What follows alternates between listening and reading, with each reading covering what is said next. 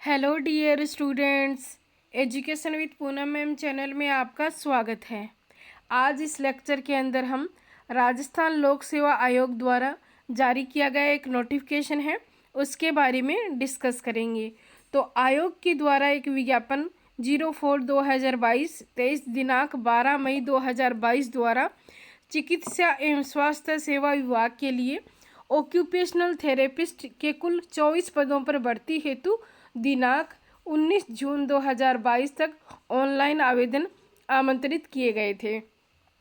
और उस आवेदन प्रक्रिया के दौरान जो कार्मिक विभाग की अधिसूचना है जो 23 मई 2022 द्वारा उक्त पदों पर चयन साक्षात्कार के स्थान पर प्रतियोगिता परीक्षा के माध्यम से किए जाने संबंधी संशोधन किए जाने के फलस्वरूप इन पदों का जो पूर्ण ऑनलाइन आवेदन पत्र है वो आमंत्रित किया गया है।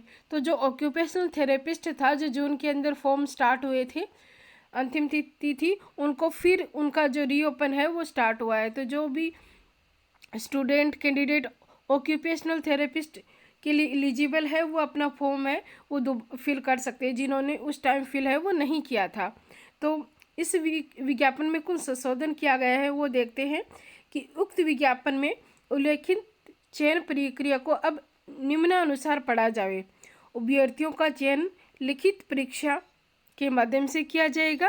आवश्यकता होने पर आयोग द्वारा उत्तर पत्रक या उत्तर पुस्तिका के मूल्यांकन में स्केलिंग, मॉडरेशन, नॉर्मलाइजेशन पद्धति को भी अपनाया जा सकेगा। तो वो स्टूडेंट के बेस पे या फिर विभाग पे डिपेंड करेगा कि वो जो लिखित परीक्षा के माध्यम से या फिर उनका जो चयन का माध्यम है वो किस प्रकार रखेंगे।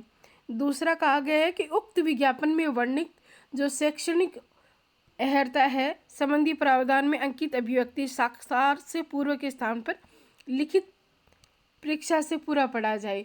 तो जो क्वालिफिकेशन के लिए बताया गया है कि अगर किसी की क्वालिफिकेशन कंप्लीट नहीं हुई है तो उसको इंटरव्यू से पहले वो कंप्लीट होनी चाहिए। तो उसको संशोधन करके बताया गया कि लिखित परीक्षा से पहले वो जो उनकी क्वालिफिकेशन है वो कंप्लीट हो जाने चाहिए। चिकित्सा एवं स्वास्थ्य सेवाएं विभाग के पत्र दिनांक 21 अक्टूबर 2022 के अनुसार विज्ञापन में उल्लेखित शैक्षणिक योग्यता के साथ साथ उच्चतर शैक्षणिक योग्यता यानी डिग्री भी इस पदों के लिए मान्य होगी। और विज्ञापन में उल्लेखित आयु जो 1 जनवरी 2023 को न्यूनतम 18 वर्ष एवं अधिकतम 40 वर्ष से कम होनी चाहिए को अब आयु सीमा जो 1 जनवरी 2023 था उसको न्यूनतम 18 वर्ष एवं अधिकतम 40 वर्ष से कम होनी चाहिए। तो ये संशोधन है किया गया है। शायद उस टाइम उन्होंने थोड़ा जो गलत है वो लिख दिया था।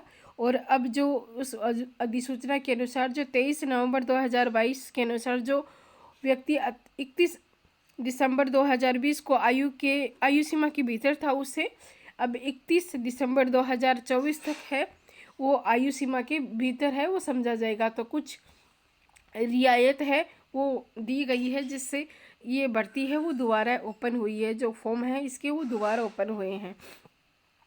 और इसकी जो विज्ञापन के अंतर्गत जहाँ कहीं भी जो समीक्षा परीक्षा शब्द का उल्लेख किया गया है उसके स्थान पर अब लिखित परीक्षा है वो पढ़ा जाना होगा। और इस परीक्षा में जो उक्त विज्ञापन में उल्लेखित समीक्षा परीक्षा आयोजन योजना व पाठ्यक्रम के स्थान पर अब लिखित परीक्षा योजना व पाठ्यक्रम पढ़ा जाना चाहिए। और इसका जो पाठ्यक्रम का सिलेबस और जो पैटर्न है वो विभाग पे जो आरपीएससी की वेबसाइट है उस पर जो डिपार्टमेंट ने पहले जारी कर दिया गया है। तो इसका जो हम दूसरे लेक्चर में हम बता चुके हैं इसका जो सिलेबस है। और इसमें इसका जो स्कीम ऑफ एग्जामिनेशन है वो क्या रहेगा। तो जो सब्जेक्ट जो सिलेबस दिया गया है उसके 150 क्वेश्चन है वो पूछे जाएंगे। और 150 क्वेश्चन के साथ साथ उनका जो मार्क्स है वो 150 रहेगा, यानी 150 क्वेश्चन आएंगे, 150 है वो मार्क्स रहेगा। और ये 2.5 घंटे का पेपर होगा। इसमें 1/3 जो नेगेटिव मार्किंग है वो रखी गई है। और कोई भी जो आपको इसमें संशोधन करवाना है, कुछ आपको इशू लगता है तो आप आरपीएससी की वेबसाइट पे जाके वहाँ अपना जो सिलेबस है वो चेक कर सकते हैं, पूरा नोटिफिकेशन है वो चेक कर सकते हैं। और एसएसओ आईडी से अपना जो फॉर्म है वो अपना फॉर्म है वो फिल अप कर सकते हैं। जिन कैंडिडेट ने अपना फॉर्म है वो फिल नहीं किया है, और अपनी जो सारी जो डिटेल्स है वो यहाँ फिल कर लीजिएगा। जो भी है OTR करने के माध्यम से OTR अपना जो रजिस्ट्रेशन है वो SSO पे कर लीजिए। एक बार रजिस्ट्रेशन होता है और उस पर जो डिटेल्स है वो सारी आप सही से फिल कीजिएगा। अदरवाइज बाद में जो करेक्शन होगा उसमें आपको संशोधन फीस है वो भी देनी होगी और आपको प्रॉब्लम है वो भी आएगी।